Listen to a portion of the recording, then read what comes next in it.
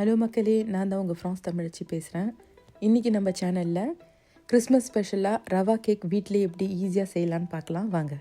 அதுக்கு முதல்ல 6 முட்டை எடுத்து 2 பவுலில் வெள்ளைக்கரு தனியாக மஞ்சக்கரு தனியாக பிரித்து எடுத்துக்கணும்.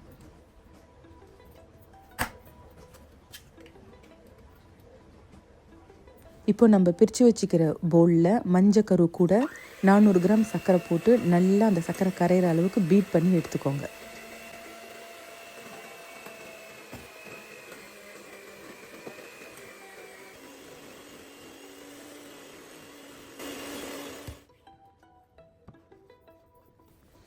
அதே போல் வெள்ளைக்கரு வச்சுக்கிற அந்த பவுலில் வெள்ளைக்கருவும் நல்லா ஸ்டிஃப் பீக் வர அளவுக்கு நல்லா பீட் பண்ணி எடுத்துக்கோங்க. ஹேண்ட் பிளெண்டர் இருந்துச்சுன்னா இன்னும் பெட்டர் உங்களுக்கு.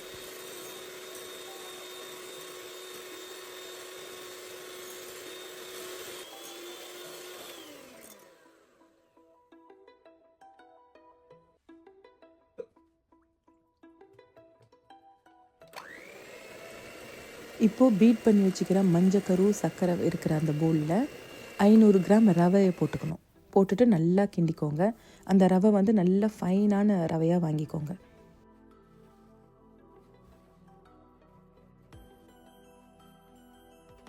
இப்போது இது கூட பீட் பண்ணி வச்சுக்கிற வெள்ளைக்கருவை 2 பகுதியாக போடணும்.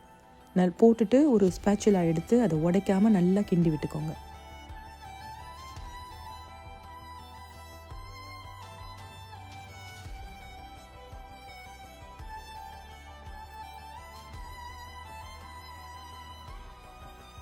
அடுத்து இது கூட ஒரு பேக்கெட் வெண்ணிலா சுகர் போட்டுக்கோங்க. அப்படி உங்ககிட்ட வெண்ணிலா சுகர் இல்லைனாக்கா வெண்ணிலா எசன்ஸ் கூட போட்டுக்கலாம். கூடவே பேக்கிங் சோடா ஒரு பேக்கெட் போட்டுக்கோங்க.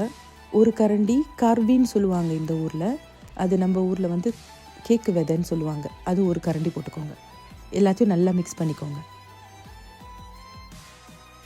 இப்போது கேரமல் செஞ்சுக்கலாம். அதுக்கு ஒரு பாத்திரத்தில் 2 கரண்டி சர்க்கரை போட்டு நல்லா ஹை ஃப்ளேமில் வச்சு கிண்டி விட்டுனே இருங்க.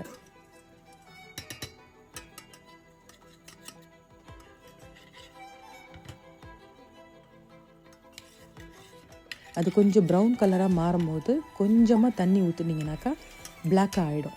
அப்போது நீங்கள் கேஸ் ஆஃப் பண்ணிவிட்டு அதை தண்ணியை எடுத்து வச்சுடுங்க. இப்போது இந்த கேரமல் சாஸை செஞ்சு வச்சுக்கிற பேட்டரில் ஆட் பண்ண போகிறோம். ஆட் பண்ணிவிட்டு நல்லா மிக்ஸ் பண்ணிக்கோங்க.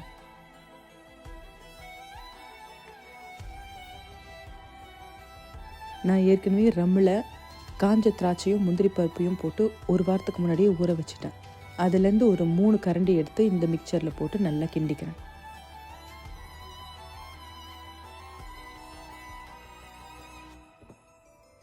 இப்போது ஒரு பேக்கிங் பேன் எடுத்துகிட்டு அதில் பட்டர் ஷீட்டு நல்லா ஸ்ப்ரெட் பண்ணி விட்டுட்டு முதல் ஒரு லேயர் பேட்டர் போட்டுக்கோங்க. அது மேலே ஊற வச்சுருந்த அந்த ரெய்சின் அண்ட் கேஷ்யூ நட்டை கொஞ்சம் போட்டுக்கோங்க. மறுபடியும் 2வது லேயர் போட்டுட்டு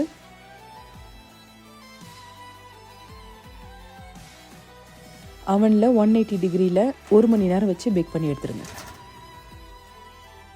அவ்வளோதாங்க, ஈஸியாக வீட்லேயே ரவா கேக் செஞ்சாச்சு. இதே போல் நீங்களும் ட்ரை பண்ணி பார்த்துட்டு எப்படி இருந்துச்சுன்னு கமெண்ட்டில் சொல்லுங்கள்.